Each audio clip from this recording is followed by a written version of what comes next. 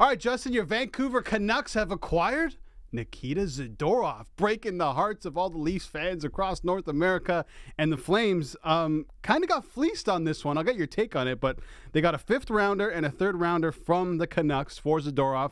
And how about this? Zadorov expected to make his debut on Saturday night against who and where? In Calgary against the Flames. Zadorov, 6'6", 248 pounds so far, has a goal and 5 assists in 21 games this season. So he obviously strengthens this Canucks blue line. But does this move make the Canucks true players in the West now? Absolutely, Albert. Look, this was the biggest weak point of the Vancouver Canucks. They had the defense core that was, playing very well. They had to break up the Hughes and Hronek pairing to kind of balance it out at certain points because, look, when you have those two guys that eat up a whole lot of minutes, that could score a whole lot of points on your top pairing, they take up a lot of attention. This move is a masterclass by Jim Rutherford and Patrick Allvin. Let's go back to a couple days previously when they traded Anthony Beauvillier to the Chicago Blackhawks in essentially a salary dump. They got back a 5th-round pick. Chicago retained all of Beauvillier's salary. But when I look at this, what does Patrick Allvin do? He turns around, acquires a guy who can play in the top 6, 6'5", a big guy, can play that playoff-style brand of hockey, can play on the right side or the left side, whatever. This was a big win for the Vancouver Canucks. For the first time in a long time, Albert, as a Canucks fan, I was almost brought to tears because they made a move that actually made sense and where the fans and people alike were not crapping on the Canucks. They were talking about how the Flames got fleeced. Look, when you look at last year, Luke Schenn got dealt from those Canucks for a 3rd-round pick. And then this year, essentially what the rumors are saying is that the Flames wanted a 3rd-round pick and a little bit more than just a 5th to trade him in division. But still, we were talking a couple weeks ago where Flames fans thought you were going to get a 2nd-round pick, maybe a 1st-round pick as you get closer to the deadline. But Patrick Allvin and Jim Rutherford did their business early. The other positive for the Canucks is this. Zadorov comes in on December the 1st. 3/4 of the season are still left. He's going to have a almost as full of a season with the Canucks, which also helps the UFA, where Zadorov will be in July. Look, Zadorov was high on the Canucks list anyway because he's obviously a client of Dan Milstein, who has Mikheyev, Kuzmenko, and a whole bunch of other Canucks players under his agency. So there's that familiarity with him there. On the ice, it's a slam dunk, makes it more physical. When fully healthy, you have a guy in Ian Cole, you have a guy in Carson Soucy, you have a guy in Tyler Myers, Nikita Zadorov, Philip Hronek. You have guys that, when we talked about the Leafs the other day, don't play with that edge. Everybody in the Canucks back end plays with a little bit of edge. Even Quinn Hughes, although he's not going to be physical, he knows how to get in there and get pucks and win battles. Rick Tocchet, since he's been at the helm of the Vancouver Canucks, really wanted to reshape this defense core, kind of follow that Vegas model, have guys that are mobile, and all these guys that are big, they're mobile as well. Big, mobile guys that in the trenches, in the corners, can muck it up, win puck battles. This is exactly what they've done. They've rebuilt this defense core on the fly. It also looks like Ethan Bear might be coming back to Vancouver as well. So what the Canucks are doing is exactly what teams need to do when you want to be successful. You strengthen that defense core. You have a #1 goalie in Thatcher Demko. You acquired Casey DeSmith before the season, which was a very nice piece of business. Brock Besser's playing well. We know what the big boys up front are doing, but you shored your defense core. So now in the Western Conference, where there's big teams, Colorado, Vegas, LA, Edmonton, the Calgary is playing a lot better. There are big teams. You need big defensemen that can combat that. The Canucks have done that, Albert. And right now, when I look at this team, it was great business by Patrick Allvin and Jim Rutherford. Smart getting the cap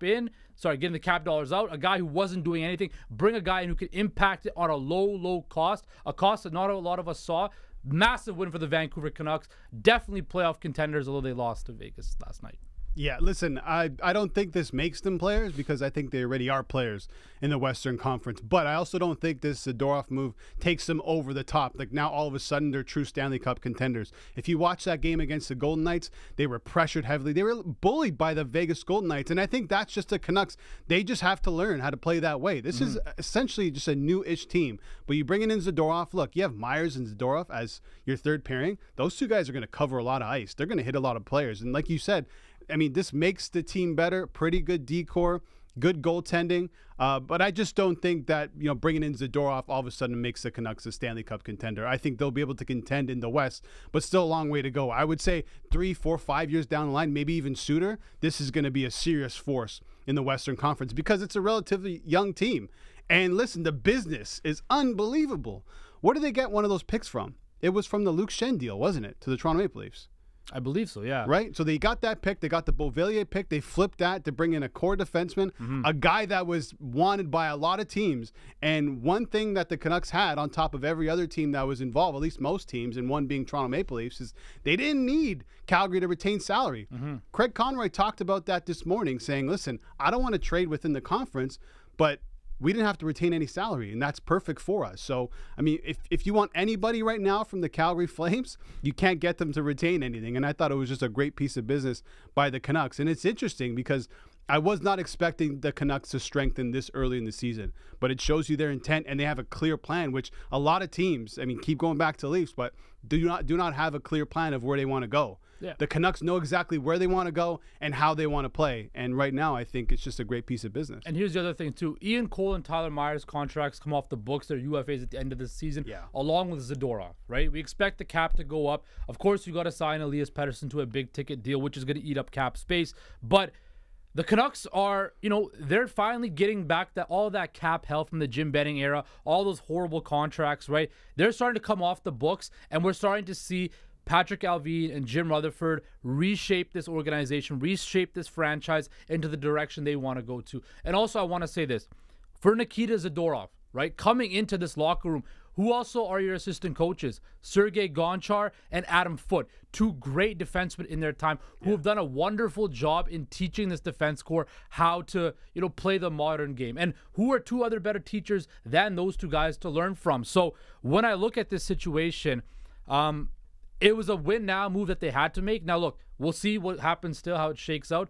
What also is really good is they took Zadorov away from their enemies, right? Colorado was in on him, right? Vegas probably wanted to sniff around him. LA, my favorite one was, of course, the Toronto Maple Leafs that we got to snipe him from. I think most teams are looking for a depth guy like that. Exactly, right? So what the Canucks did was a tidy piece of business, and I love that they got it done early. That, to me, is the biggest thing, the fact that they were able to get it done early, not wait till the deadline, not, play, sit on your hands like Brad Tree Living is, or kind of twiddle around and hope something magical happens. Go out there, make it happen. That's what the Canucks have done. And I believe this is a win for this organization. It's also a confidence boost for that locker room because you bring in a guy like this who was, probably one of the top trade big targets right now. Bring him into that locker room. It shows, hey, we've got to a great start. The front office is rewarding us by bringing in another piece that can help us push forward to the playoffs and hopefully make a decent run of the playoffs. I agree, Albert. The Canucks are not going to go to the Stanley Cup final this year, but can they maybe win a round? Maybe, right? And absolutely. And as for Canucks fans, that's something to build forward on. That's something to look forward to. So again, non-biased / kind of biased, but again, impressive week for the Vancouver Canucks and their front office. Were you really going to cry? Were you really almost in tears? Dude, getting a depth defenseman when I saw that, right? Because you have to account for the Beauvillier No, trade we're talking too. about tears, though. Tears. Yes. Do you know how hard it's been being a Canucks fan? Tears in November. Seeing Louis Eriksson getting 6x6. Oh, my God. Right? Jay Beagle, Antoine Roussel. The list goes on of horrible contracts. Oliver Ekman-Larsson, horrible contracts. To have your front office make a smart move in getting rid of Beauvillier, who was making a big chunk of change, then to clear all that cap space, and then to acquire a player in division for such a low price, and to make an immediate impact. Albert, it's a great move. I'm starting to cry right now. But Beauvillier came in the Horvat trade. He did. So I mean, they're playing 3D chess over there. So the Horvat trade technically was Horvat for Hronek, Zadorov, and Pius Suter, right? So you get, two top 4 defensemen, or one top pairing defenseman, one, top 6 defenseman, and a young player for a guy who's hasn't literally lived up to the potential of that 8-year deal he got on Long Island.